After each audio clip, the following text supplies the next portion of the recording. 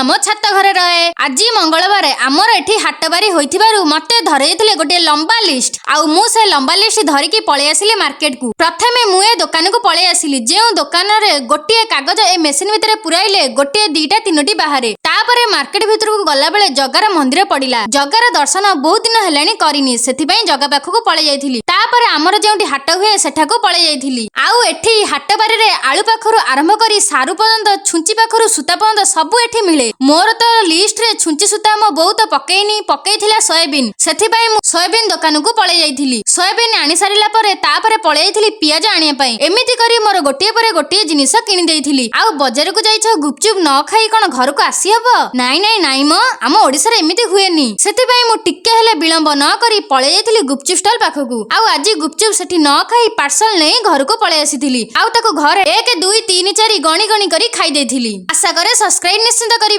रहउची Jai Jagannath.